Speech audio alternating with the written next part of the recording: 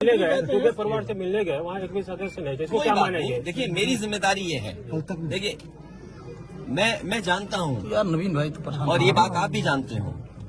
और जब मैं पहुंचा हूँ तो मैंने वो बाइट भी सुनी है, एक चैनल के माध्यम से कुछ खबर आई, हालांकि मैं सिग्नल या उसके नेटवर्क न आने की वजह से मैं नहीं सुन पाया। जो बात मुझे समझ में आई कि वो परिवार नहीं मिलना चाहता, ये उसकी भावना है और उसको उसकी बेटे की भावना नहीं हो सकता हो।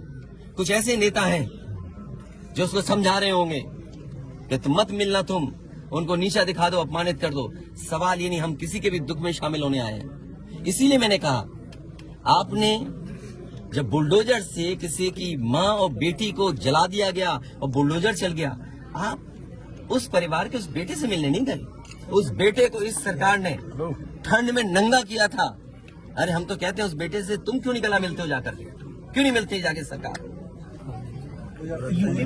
मैं आर्थिक सहायता इस परिवार की भी, और अगर वो परिवार कहेगा तो मैं उस परिवार की भी मदद करूंगा। अच्छा ये क्या है सबका साथ? अच्छा ये बेटा क्या करेगा? अच्छा ये बताइए, गाड़ी उठा ले गए, ये परिवार चाहता था कि हमें चाय पिला दे, हम इसके घर आए।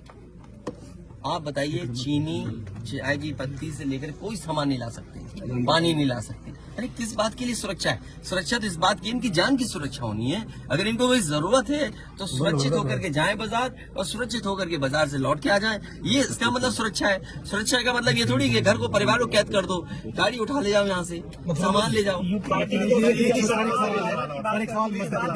देखिए मध्य प्रदेश का भी मत पूछो, मैं आपसे कह रहा हूँ नहीं कोई आर्थिक सहायता नहीं। ये परिवार अगर पढ़ेगा लिखेगा, जो पढ़ाई करना चाहेगा, जो मदद कहेगा मैं करूंगा।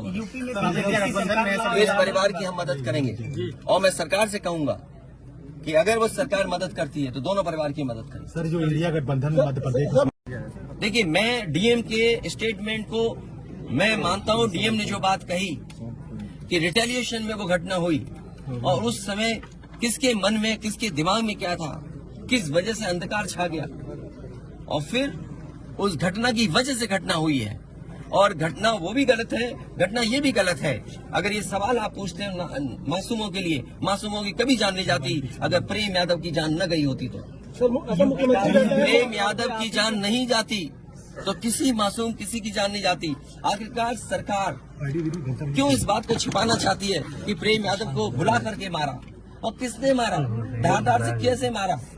और यही नहीं, आप बताइए सुल्तानपुर में क्या एक ब्राह्मण डॉक्टर को ड्रिल से नहीं मार दिया? ड्रिल से, क्या ड्रिल से नहीं मारा? क्या उनके परिवार के बच्चों को आपने गले लगाए? क्या उनके परिवार के सदस्य अस्पताल मिलने गए? क्या आपने सोशल मीडिया के लिए वो तस्वीरें खिंचवाई कि उनसे गले मिलते हुए तस्वीर खिंचा लें? मैं जानता हूँ दुख किसी के जाने का, किसी के खोने का। आज हम जरूर इस परिवार के साथ हैं या और लोग हैं, लेकिन जब वो अकेले बैठेंगे कभी याद आएगी उनके परिवार के सदस्य की, तो उन पर क्या गुजरेगी सोचिए आप। क्या बेटियां उसकी छोटी, क्या बुलडोजर चलेगा? ये जनता रोक देगी बुलडोजर को। और सवाल ये नहीं है, सवाल ये नहीं है। एक मिनट हो जाएगी ना सवाल। मैं बैठा हूँ, ये जो बुलडोजर चलाने की भाषा है, जो बुलडोजर चलाने की संस्कृति है, ये मत समझिए बुलडोजर में दिमाग नहीं होता है। अगर बुलडोजर न्याय देने लगा तो अगली सरकार भी यही करेगी। इसलिए मैं सोचता हूं कि अगर आप योगी हैं, योगी की परिभाषा यही है, दूसरे का दुख अपना दुख समझे। आप अपना गिराते हैं तो मुआवजा लेते हैं। आपकी किसी की हिम्मत हो अगर ये बात की कि उन्होंने अपनी बिल्डिंग गिराई और कितने करोड़ मुआवजा उठाया, अगर आप इसे बुलडोजर चलाना चाहते हो तो उतना ही मुआवजा देना जितना मुआवजा आपने खुद लिया है सरकार से।